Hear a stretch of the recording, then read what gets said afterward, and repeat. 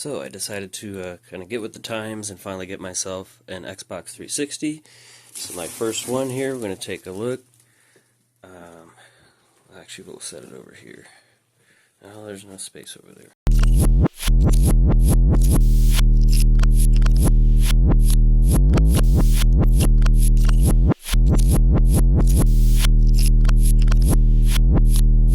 Okay, now, so as we know, we needed a old non-HDMI board 360 to put into the Grand Theft Auto kind of shell, well, just custom painted shell that we decided to go with Grand Theft Auto. But it's a non-HDMI shell, unless we got lucky and found an Opus board. No, we didn't. Okay, so this seller had just a bunch of, they literally had a picture of just a room full of stacked 360s. They had Xenon and Falcon. Those were just the two options. And obviously it did not come with this faceplate. It came with no faceplate. I just put that on there so we have something to press the power button with. But as you can see here, he told me ahead of time that it had the red and black wires, so it should be a Samsung drive. So we already know that, which is great because I already painted a Samsung shell. But it looks like we might actually have a intact warranty sticker. We're going to look at the back here. I don't see signs of like someone hacking into this thing at all. It definitely is the older model. You got the kind of more silver instead of gray vents. Look at our sticker here. This is so March 2006. So we're not quite at the 20-year mark on this one, but getting pretty close, like half a year or so. Very early 2006. Obviously they launched in 2005. So who knows what kind of firmware dashboard we're working with. But he did have listed that he could look for specific things in his lot. And all I said was I'm looking for one with a solid working disk drive. He did say the belt seems to be having some issues, which is obviously normal with it wanting to open or close or not wanting to open. So when we test it out, we'll at least lay it flat to give it the best chance. Now without further ado, let's go ahead and bring it over to, I guess, one of the TVs that still has a component or composite plug-in. And yeah, we'll make sure it works, and then we'll tear it apart and see how bad it is on the inside. Because if it's really never been open in 20 years, regardless of how much dust or whatever's in there, that thermal paste is probably non-existent. So I don't want to have it on too long. I'm not trying to heat cycle it. It's probably been sitting a long time, and I guarantee there's almost no thermal paste left on there. But we want to see what kind of dashboard we got. Make sure it works. Connect this controller here. I guess I cannot connect this controller. There's no sync button.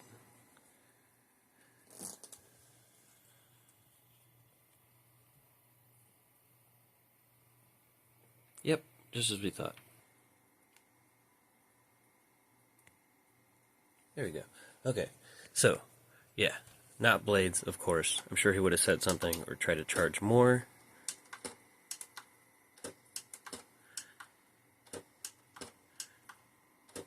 Alright. First thing, I need to very stressfully remove the ghost case faceplate.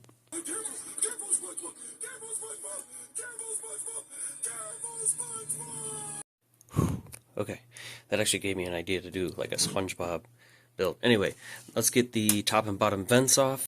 We'll go ahead and use our little popper tool, get the rest of the shell. So for how dirty the very outsides were and down here, all the hardware and the rest of this looks like in really good shape.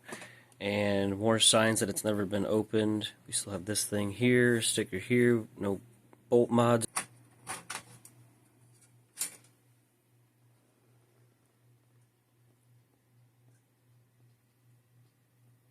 The reality of opening one of these Xboxes from 2006. There's actually two on eBay right now. Exactly what this one was. Never opened. Yeah, it was missing faceplate. I have a bunch of extras I could throw on there. And I could have listed this just like the other two. One they're asking like $60, one they're asking like $140. It's a Xenon that's never been opened with the same dashboard. Again, I could also throw in a bigger hard drive than the ones they have. But yeah, this is the reality of what you're going to see. Besides dust, bad capacitors. Now obviously they aren't bad, they still work, but, and actually only one or two seem to actually be like bulging, but that obviously doesn't matter when they're already leaking acid. Now, the problem here is where they start leaking and get onto the actual motherboard, which luckily I don't see any of that happening, because that is where it will start to corrode the actual motherboard. There's a lot of that nasty darker dust around that edge there, but other than that, the board looks pretty good.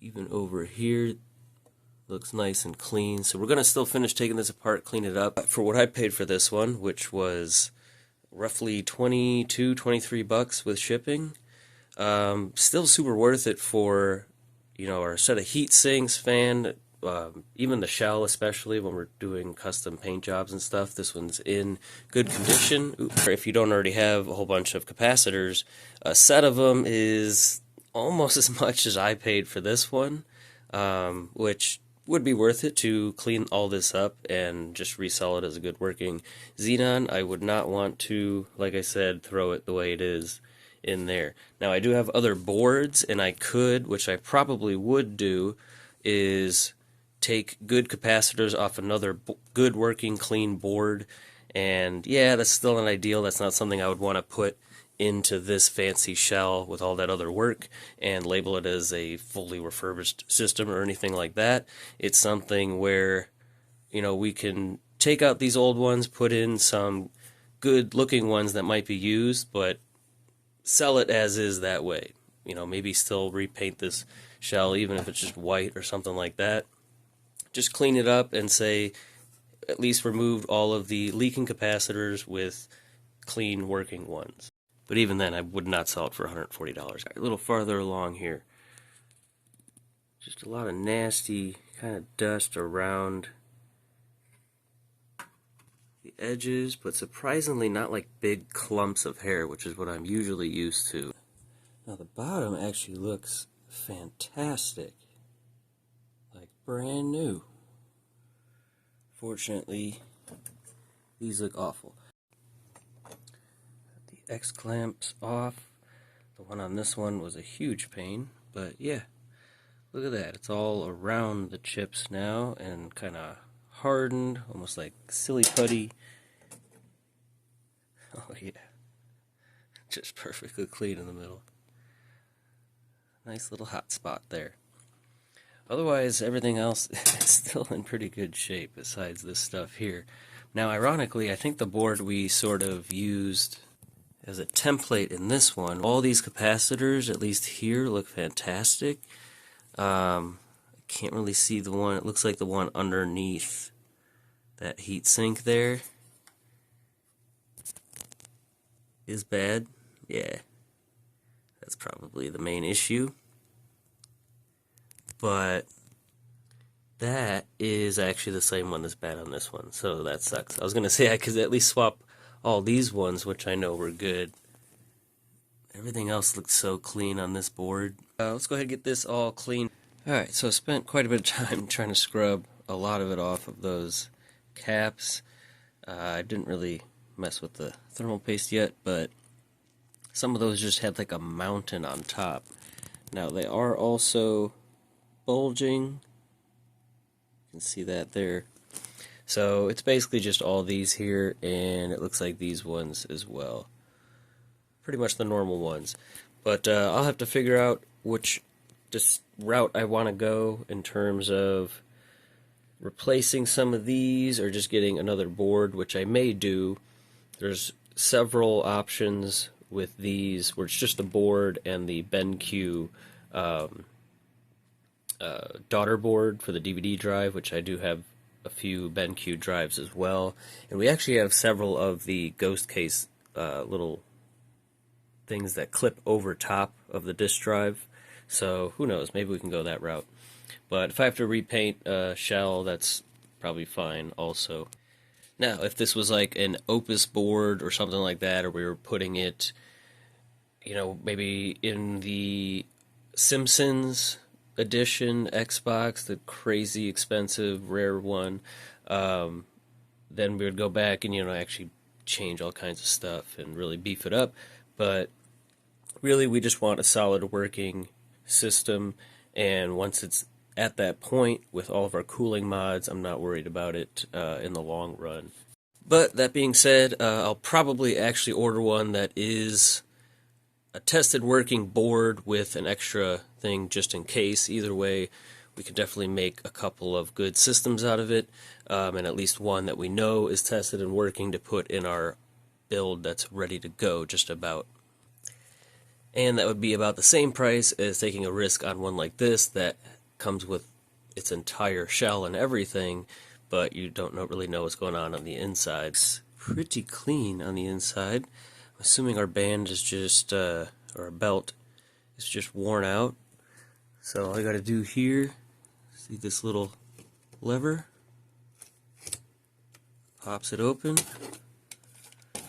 and we can pull it farther out. There we go. Then we can get to our little band here. Did was grab a band out of a light-on drive, and it's technically slightly smaller in diameter, but it's also a little skinnier. So I just threw that on here, and I want to see if that works. We've got new thermal paste, we've got the copper ones on, we've got the acid mostly kind of cleaned off there, got the fan and everything back in place. I put this shell on top just for the heck of it. We're going to go ahead and plug this in and just want to see, one, if this is totally broken now, or if we can at least get the disk drive to open and shut.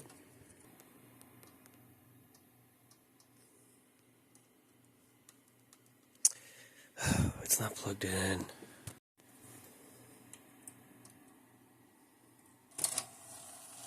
Ooh, look at that. Does in fact open and close.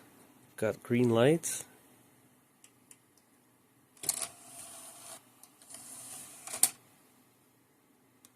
Alright, we're going to throw all the GTA 5 shell stuff on here, even though there's no decals or LEDs, certain things. But I do have this random 4-pin to 4-pin adapter that also has a 4-pin Molex. Must be some sort of Talisman or XCM thing. Don't remember what that came with. But yeah, so we can plug the big fan in on this.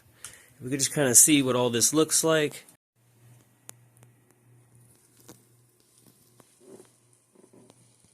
There it pretty much is, without decals or several other things. We actually started this video with a yellow ghost case faceplate. I'm going to end it with a red one.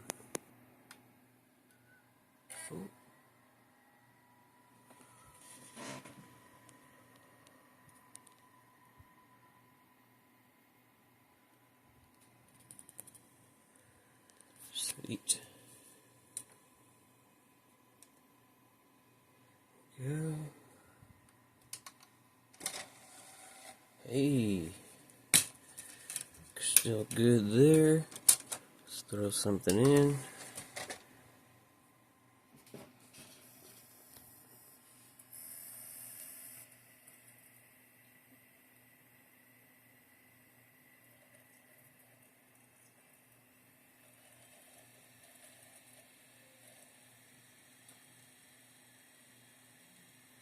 Alright, we're not going to do that right now.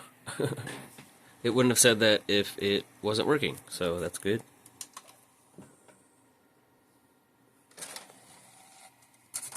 Still opens and closes fine. We'll check it one more time in the upright position.